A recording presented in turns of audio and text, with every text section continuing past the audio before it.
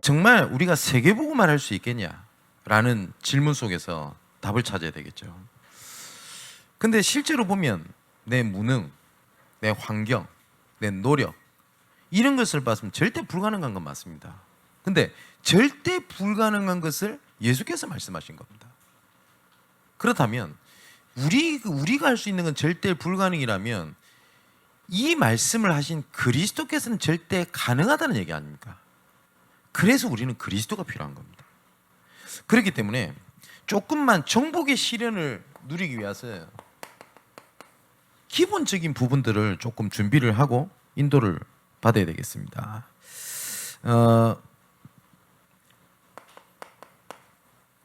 서론 부분에 우리가 좀 생각해야 될 것이, 항상 우리가 어떤 사건이 생기거나 아니면 어떤 응답이 오거나 아니면 문제가 오거나 어려움이 올 때 항상 어디로 가야 되냐면 기본으로 돌아가야 돼요. 항상. 운동선수들도 슬럼프가 오면 이 슬럼프를 벗어나려고 하는 것이 아니라 기본적인 훈련을 한다고 하거든요.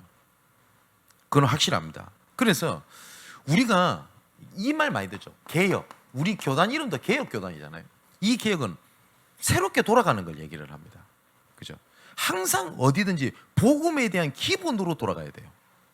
근데 이런 것이 아니라 자꾸 사람들이 어디를 들어가냐면 방법을 찾는 게 문제인 겁니다. 기본으로 돌아가야 될 거를 방법을 찾는 겁니다. 제가 몇 번 말씀드렸죠. 그 삼성 창업주에 있는 이병철 회장이 그렇게 골프를 좋아했다고 합니다. 뭐 저는 골프를 잘 모르겠습니다만은 심지어 그 유명한 잭 니클라우스라는 유명한 골프 선수를 초청을 해가지고 레슨을 받았다 안 합니까? 근데 한 번은 어마어마한 돈을 주고 잭 니클라우스를 불렀는데 이렇게 라운딩을 하면서 배우는데 아무 말 안 하더래요. 그래서 도대체 무슨 말 하나 이렇게 입을 쳐다보고 있는데 딱 한마디 했다 안 합니까? Don't head up. 머리 들지 마. 그거 갔대요. 돈 받고. 그 처음에는 이병철 회장의 그 회고로 보면 이 도대체 뭐 하는 놈인가 싶더라 안 합니까? 근데 평생을 두고 그 말이 맞다고 얘기 안 합니까? 그래서 저는 골프를 못 칩니다만 골프를 칠 때 머리를 들지 말고 딱 공을 딱 보고 이렇게 쳐야 된다고 하는 것 같아요. 그 기본을 얘기하는 것 같습니다. 그것처럼 돈을 잘 버는 사람들이 있을 겁니다. 예를 들어서 잘 보세요. 요새 뭐 유명한 유튜버. 그러면 유튜버 뭐 돈 좀 번다, 구독자 많다 이러면 대부분 뭘 딱 찾는지 아세요? 뭘 찾냐면 어떻게 해서 저렇게 구독자 많이 모았지? 이거 쳐다봅니다. 그런데 그 사람이 구독자가 생기기 이전에 준비된 기본적인 것들을 하나도 안 보고 뭘 하냐면 어떻게 했지? 이 방법을 찾는 겁니다. 그죠? 요셉이 인도받았던 기본을 보지 않고 총리 됐단다 이거 봅니다.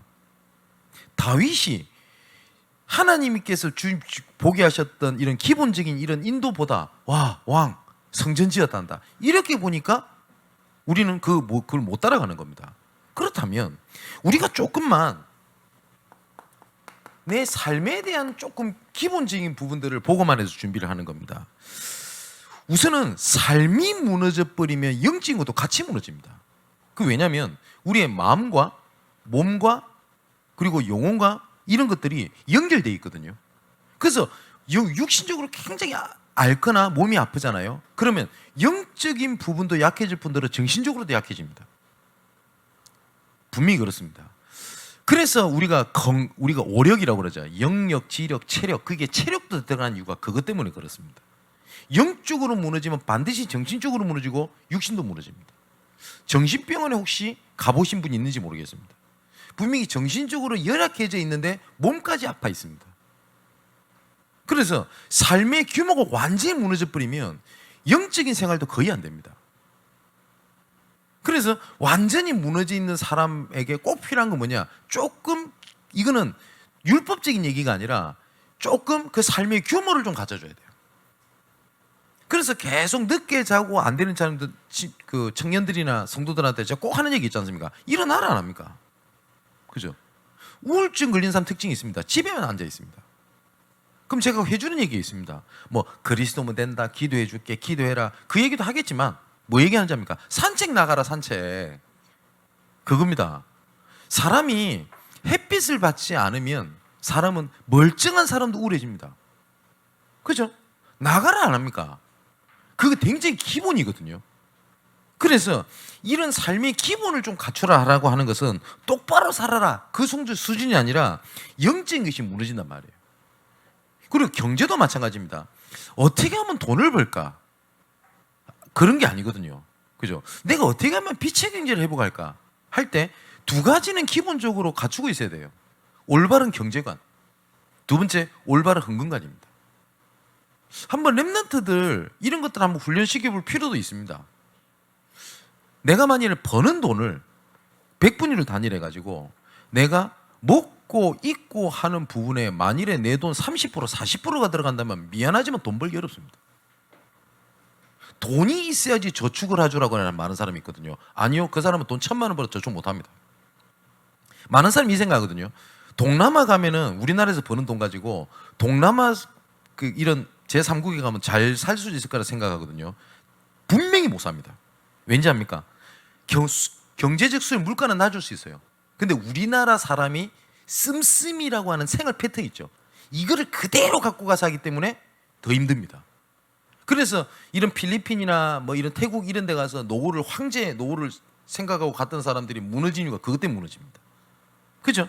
근데 저는 그 얘기를 해줍니다. 만일에 필리핀 사람 수준에서 생각하고 보고 경제활동한다면 정말 황제처럼 살 수 있어요.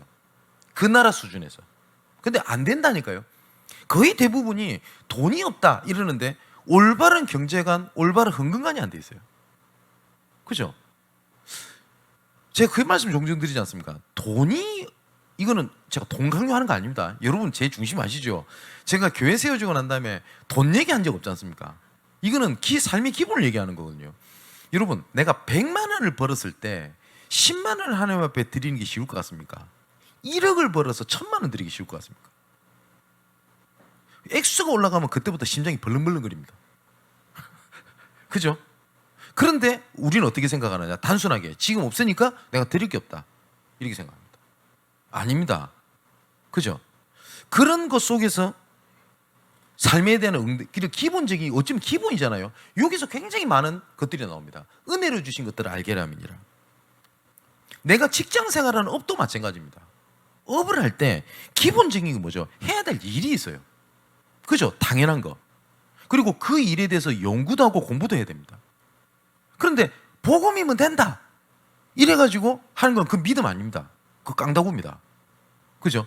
그리고 그 직장 내에 여러 가지 질서라든지 해야 될 것들이 있다니까요. 그죠?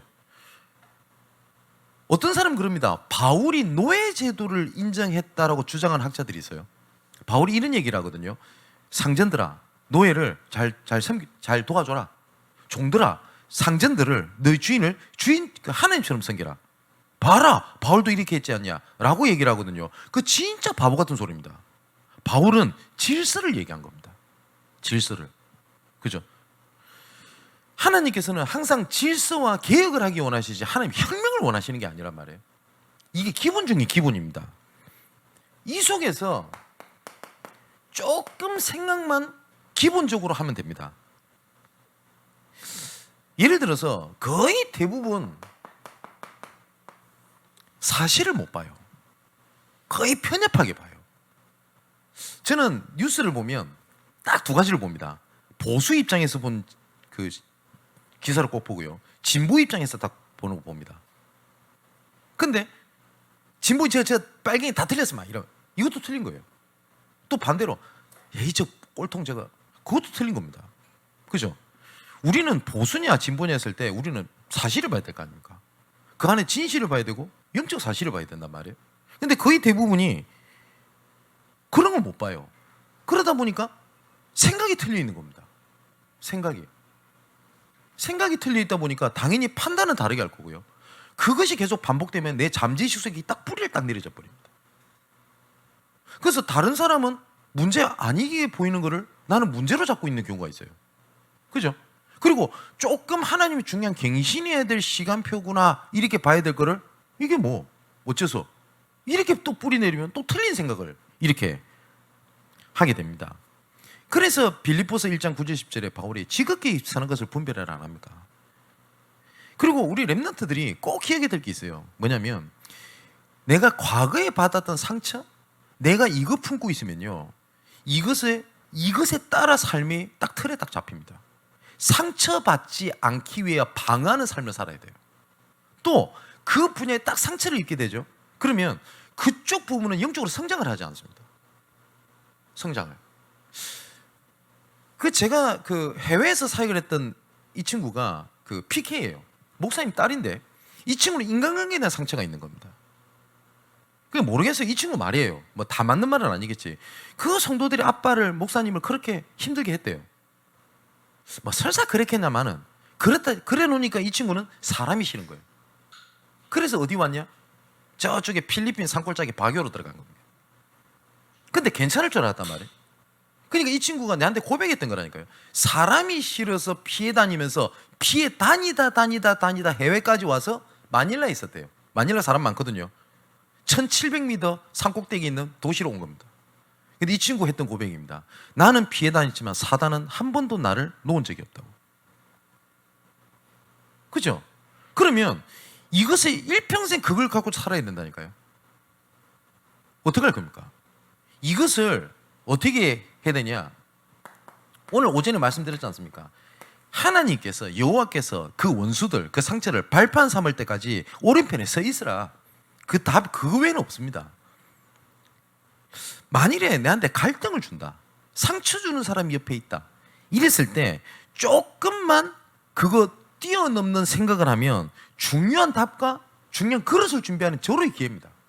그것들을. 그죠? 내가 지금 처한 조직이나 사실 속에서 뭐 진짜 나를 어렵게 만드는 사람이 있어요. 그것을 보면 그 뒤에 것에 대한 굉장히 많은 응답들이 옵니다. 제가 부교육자 때 제가 섬기고 있던 담임 목사님이랑 뭐 문제는 없었는데 딱 하나가 부딪히는 게 하나가 있었어요. 그게 뭐였냐면, 뭐 저도 제가 맞고 그분이 틀렸다 이런 뜻은 아니죠. 뭐냐면 생각하는 방향이 다르니까요. 지교에 대한 생각이 달라요. 저랑 목사님이랑.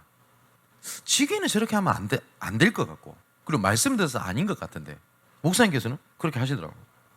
그래서 그거에 대해서 조금 좀 뭐랄까 갈등도 되고, 이거 그만둬야 되나 이런 생각이 들었어요. 그러고 있다가 저랑 같이 하는 사이는 목사님한테 이런저런 포럼을 하다 보니까 농담 삼아 뚝 던진 겁니다. 뭐라고 뚝 던지냐면, 지게 많이 문 열어버리면 목사님이 다 들어갈 수 없지 않냐? 그럼 네가 들어갈 거 아니냐? 가만히 들어보면 굉장히 간단하잖아요. 맞잖아요. 그래. 그러면 지게 응답이 이것밖에 없겠냐? 그래서 하나님이 진짜 문을 여시대요. 그래서 제가 들어가게 됐어요. 그래서 많은 응답을 보게 됐습니다. 맞죠? 교회에서 생각지도 못하게 갈등이 온 겁니다. 부목사 때. 저는 담임 목사님이랑 뭐 싸운다, 아니 부딪힌다 이런 마음이 전혀 없는데, 저는 그냥 소신 있게 사역을 했던 게, 담임 목사님과 부목사님이 메시지 싸움을 한대요. 전혀 아닌데 차 싶은 겁니다. 그래서 제가 뭘 했냐, 제가 양해를 구하고 당회를 들어갔어요. 원래 부목사는 당회 들어가면 안 되거든요. 그래서 양해를 구하고 제가 오늘부터 제가 머리 숙이고 오늘부터 모든 설교를 교회에서 하지 않겠습니다. 청년부 설교는 제가 하고, 왜냐면 어쩔 수 없잖아요. 제가 청년부 담당이니까. 뭐 그랬더니 저를 좀 좋아해 주는 장로님은 그래도 목사님 하셔야 될 거 아닙니까? 그랬더니 그 옆에 저를 싫어하는 장로님은 뭐라 하냐면은 당연히 그래야 될 거 아니냐면서 당에서 그리 쌓았었네요. 그래서 제가 머리 숙이고, 그리고 오히려 저를 좋아해 주시는 분들이 제 말을 이해해 주실 거 아닙니까? 그래서 제가 설득을 시키고, 제가 사역을 뭐 수예배든 모든 교회 예배를 안 드렸어요. 설교 안 드린 게 아니라 설교를 안 했어요. 그러니까 시간이 남을 거 아닙니까? 그래서 어디를 더 청년부를 맡게 되니까 이제는 부목사는 한 기간을 맡지 않거든요. 전체를 돌봐야 되는데 이제는 청년부밖에 맡을 게 없어요. 그죠? 그래서 뭘 했냐, 청년들 중에 현장을 안 가본 데가 어디 있겠냐 싶어서 들어간 데가 구로라는 현장입니다. 그 응답이 지금까지 있지 않습니까? 그 지교에서 만난 우리 청년들 지금 이 자리에 있지 않습니까? 그렇게 해서 또 들어간 데가 저 시야공단이었습니다. 남동공단이었고. 그러고 있는데 또 있다가 이제는 또 시간 남잖아요. 그래서 제가 여의도 지역을 들어오게 된 겁니다. KBS를 들어가게 됐고, 거기서 만난 사람들 여기 있지 않습니까? 보세요. 그게 전부 다 조금만 이런 것들을 복음적 생각만 해도 그에 대한 응답의 문은 쫙 열려 있어요. 그런데 저 사람이 갈등을 준다, 내한테 상처가 된다, 이래 버리면 어떻게 됩니까? 나도 죽고 응답을 다 놓치게 되는 겁니다. 그리고 조금만 방법을 하나님의 방법으로 기본적인 것을 찾아내면 됩니다. 뭐냐? 우리의 결국은 동기는 복음입니다. 그죠?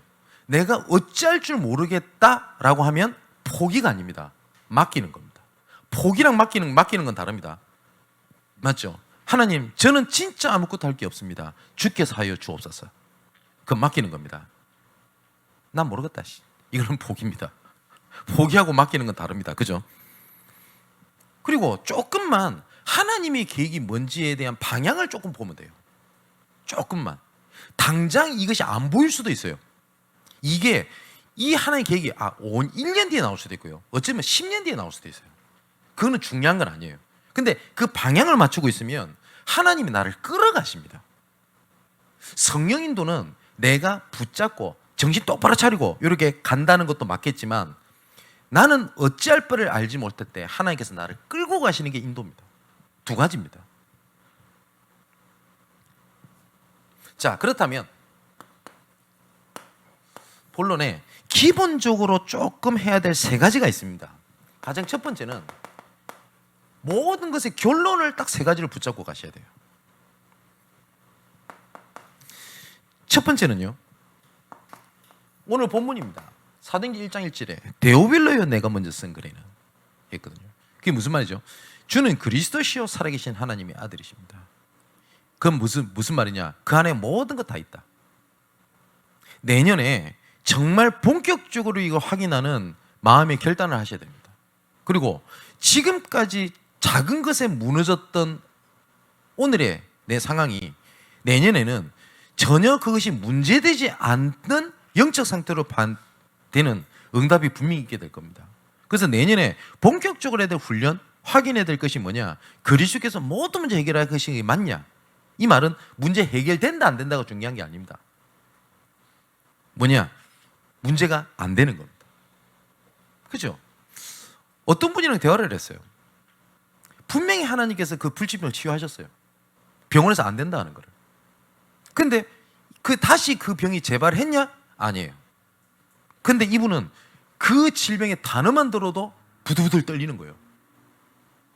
그거는 넘어서지 못한 겁니다. 맞죠? 내가 비록 이럴지라도 내가 보고 말기 이전에는 이 문제가 내 인생이 끝나는 이유가 되지만 내가 그리스도 안에 있는 나에게는 이것은 더 이상 나한테 끝나고 망하고 실패할 문제가 되지 않는다. 그걸 보고 치유라고 합니다. 맞죠? 내가 치유받았어요. 언제 내가 또 이런 문제에 빠질지 떨리고 걱정되고 염려된다. 잡힌 거잖아요. 자, 이때 그걸 보고 하나님의 나라라고 얘기를 합니다. 그래서 우리는 딱 하나만 하면 됩니다. 증인되는 자리의 흐름 속에 있으면 돼요. 이 속에 예수님께서 분명히 말씀하셨습니다. 사도행전 1장 6절에 예루살렘에 회복할 때가 언제입니까? 때와 기한을 아버지께서 두셨으니 자기 권한에 두셨으니 너희가 알 바가 아니다. 시간표가 있다. 때가 있다. 그렇기 때문에 언제 될까? 그거 신경 쓸 필요 없다. 오직 성령이 내 임하시면 너희가 증인되는 자리에 있으라. 이것을 어쩌면 성경의 핵심이라고 할 수 있거든요. 여기에 대한 결론을 완전히 내리고 시작해야 됩니다. 이게 우리 기본 중에 기본입니다. 그러면 내가 미래에 해야 될 세 가지에 대한 기본적인 것이 나올 겁니다. 예수님께서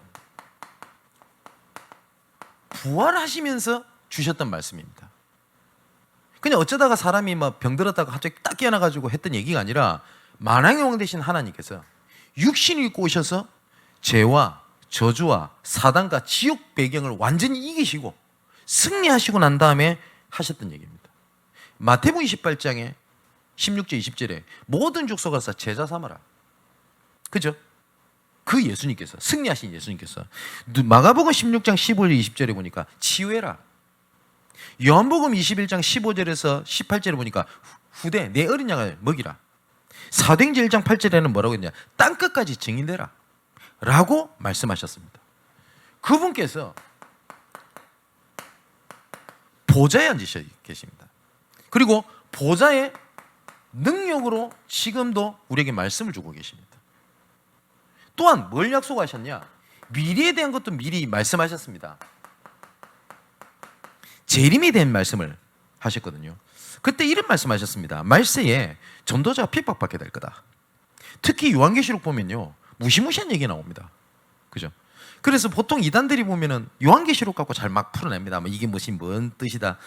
요한계시록의 답은 딱 한마디로 정리할 수 있습니다. 말세 이런 일이 올 거야. 하지만 그리스도 안에 있는 자는 문제 없다. 이게 요한계시록의 결론입니다. 뭐 이게 무슨 의미냐? 상관없어요. 뭐 예전에는 그 뭡니까? 666표 이래가지고 뭐 바코드 있죠. 그거 뭐 박으면 막 끝장나는 것처럼 지금 바코드 다 박혀 있잖아요. 여러분 물건에 다 있습니다. 그게 666입니까? 그잖아요. 그리고 뭐 그런 거 나오니까 막 부들부들 떨면서 막 난리인데, 하나님의 자녀는 괜찮다 이겁니다. 그러니까 그걸 방관해라, 무시해라는 말이 아니라 그래도 상관없다 이 말입니다. 재림 메시지라고 하는 것은 뭐냐면 모든 문제 끝나서 너는 염려할 거 없어 이 말이에요. 예수님께서 이 말씀하셨습니다. 너희는 마음에 근심하지 말라. 곧 나를 믿으니 근심하지 말라. 끝. 요한복음 14장 1절에 너는 마음에 근심하지 말라. 힘 줄게, 돈 줄게, 건강 줄게, 자녀 챙겨줄게. 그러니까 근심하지 말라. 그렇게 안 하셨고 너희는 마음에 근심하지 말라. 곧 나를 믿으니 근심하지 말라. 끝. 그렇죠? 여기에 대한 우리의 미래가 있습니다. 기본적인 거. 그러면 여기에서 내 삶에 대한 기본을 조금 찾아내면 됩니다. 아까 소론도 좀 말씀드렸겠습니다만은 이제 내 삶 전체가 하나님의 절대 계획과 상관이 있습니다. 아니 목사님, 제가 넘어진 것도 그렇단 말입니까? 예, 그렇습니다. 이거는 넘어져도 된다는 말입니까? 예, 복음 안에서 넘어져도 됩니다. 상관없습니다. 말씀 흐름 속에서 넘어져도 됩니까? 예, 됩니다. 상관없습니다. 중요한 거는 어떤 흐름 속에서 일어난 일이냐가 중요해요. 제가 매번 말씀 안 드립니까? 나는 복음 안에 있지 않는데 뭐가 일이 잘 풀려? 막 점수도 잘 나오고 학생들 같은 경우는 막 좋은 대학 가고 그리고 막 좋은 직장 가고, 그때 조심하셔야 돼요. 또 반대로 나는 언약을 붙잡았는데 왜 자꾸 문제가 계속 터집니까? 이때가 중요해요. 그죠? 흐름 속에서 일어나는 문제냐, 그겁니다. 우리 미혼 남녀 청년들, 이 사람이 내 하나님이 만나게 한 사람인가요, 아닐까요? 어떻게 할 수 있는지 압니까? 내가 어떤 흐름 속에서 만나왔던 사람인지가 되게 중요해요. 내 삶이 너무 힘들어, 외로워. 그걸 누굴 만났어요? 너무 좋아요. 조심하셔야 돼요.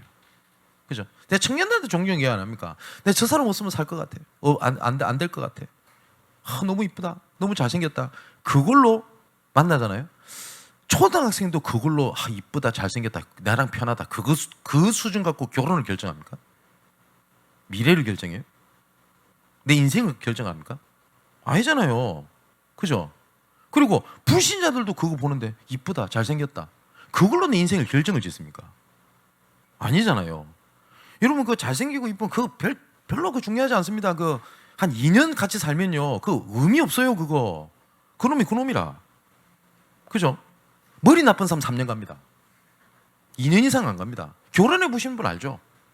지금 결혼하셔가지고 남편 때문에, 와이프 때문에 좀 갈등된다 이러신 분들 솔직히 고백해 보십시오. 그때 당시엔 최고의 사람 아니었습니까? 성질 더러운 게 카리스마로 보이고, 쫌생이였는데 그게 검소함으로 보이고, 그잖아요. 우리 청년들 그렇게 되면 되겠습니까? 그죠? 자, 인생 전체를 하나님의 전도 계획을 놓고 움직이기 때문에 여러분들이 지나갔던 모든 과거가, 오전에 서론을 말씀드린 것처럼 발판이 될 때까지 여호와의 우편에 서 있으라. 그리고 우리는 오늘을 살아가잖아요. 오늘을 전부 다 기회 시작으로 삼아라. 이것도 오전 때 말씀드렸습니다. 그리스도께서 모든 문제의 끝, 맞죠? 우리의 삶은 이 끝난 것을 확인하는 시작입니다. 그리스도께서 끝났기 때문에 나는 아무것도 문제도 이제 안 생기고, 그 말이 아니라니까요. 끝내셨다는 것을 확인하는 모든 시작입니다. 혹시 새로운 현장에서 시작하는 분들에게 그 주는 그리스도시요 살아계신 하나님의 아들이십니다. 이것을 확인하는 시작이 되기를 주님의 이름으로 축원을 드립니다. 자, 이제는 우리의 미래가 있을 겁니다. 이 미래를 조금만 준비하면 됩니다. 그리고 요 속에서 내가 갱신해야 될 것들 있죠. 요것만 찾아내면 딱 돼요. 요것만. 혹시 내가 무시를 당한다, 이런 분이 있을 겁니다. 나는 이상하게 무시를 당한다. 그러면 둘 중에 하나입니다. 무시당하는 사람에게 상처받고 같이 욕하냐, 아니면 내가 갱신의 부분을 찾냐, 그 차이입니다. 그래서 몇 주 동안 말씀드렸지 않습니까? 증거냐 상처냐. 근데 사단은 하나님께서 이루시는 것들을 막지 못합니다. 하나님은. 사단이 하나님의 일을 막아요. 건방지게 못 막습니다. 단지 속일 뿐입니다. 뭐냐? 상처로. 증거인데. 그죠? 사단이 뭐 하나님의 문을 막, 그런 법이 없어요. 그래서 제가 지난주도 말씀 안 드렸습니까? 제일 싫어하는 소리. 뭐 어떻게 뭐 저렇게 하니까 뭐 전도문을 막지. 어찌 막아요 저 사람이 하나님의 계획을. 말도 안 되는 소리를. 또 스스로 이럽니다. 내가 이러니까 뭐 하나님의 이름을 뭐 무너뜨리고 내가 전도문을 막는다. 뭘 막아요? 사단도 못 막는 거. 내가 사단의 대빵도 아니고. 그잖아요. 못 막는다니까요. 단지 사단은 속입니다. 문제처럼, 갈등처럼 딱 포장돼서 와 있어요. 이때 증거냐 아니면 상처냐입니다. 자, 그러면 마지막 결론. 미래를 조금 준비하고 갱신한다는 말은 조금 우리가 결단을 좀 해야 될 내용이 있다는 거겠죠. 가장 첫 번째 중요한 게 있습니다. 스스로 구렁텅이에 빠지지 마세요. 스스로. 문제가 아닌 것에 거의 대부분 스스로 구렁텅이에 빠져 있어요. 문제가 일어나지 않았는데 내 생각에 구렁텅이에 빠져가지고 나는 이미 망해 있어. 아닌데. 이런 사람들이 거의 대부분 많이 있어요. 그런데 스스로 구렁텅이에 빠져 있으면요, 하나님께서 역사하시는 그 순간에도 그거 못 봅니다. 구렁텅이에 더 빠져 있어가지고. 스스로. 그래서 제가 가끔 인용하는 성경 구절 있지 않습니까? 가인이 하나님 앞에 범죄했을 때 가정을 하는 겁니다. 여호와 하나님, 제가 여호와 하나님 앞에 범죄했습니다. 나를 용서하여 주옵소서. 나를 새롭게 하여 주옵소서. 라고 했다고 하면 하나님께서 꺼져. 살인했는데 이랬을까요? 저는 안 했을 거라 봐요. 왜냐? 그때도 사랑의 하나님이 지금도 사랑의 하나님이시기 때문에. 근데 가인이 뭐를 하죠? 하나님을 떠나. 첫 번째 그리 되어 있습니다. 성경에. 하나님을 떠나. 두 번째 뭐 되어 있죠? 사람을 떠나 성을 딱 짓습니다. 에녹성 이름하여. 그래서 평생 간에서 거주합니다. 하나님을 떠나고 사람을 떠났어요. 뭐냐? 스스로 구렁텅이에 성을 쌓고 들어가는 겁니다. 그게 무시무시한 겁니다. 근데 거의 대부분 사람들 고민하는 거 가만히 들어보면 거의 99% 스스로 빠져있는 경우가 거의 대부분이에요. 거의 대부분. 진짜 조금만 아까 말씀드렸듯 요것만 조금만 봐도 문제 아니구나 금방 압니다. 그리고 이 스스로 빠져나올 수 없단 말이에요. 구렁텅이에서. 그래서 하나님께서 우리에게 말씀을 주신 겁니다. 그러면 말씀을 내가 어떻게 붙잡냐, 자기 나름대로 방법이 중요한데 어쩌면 이렇게 할 수도 있겠죠. 이번 강단 말씀의 전체를 함축하는 한 단어 혹은 한 문장으로 붙잡고 있을 필요도 있어요. 나아가서는요, 어마어마한 걸 하자는 게 아닙니다. 작은 실천입니다. 작은 실천.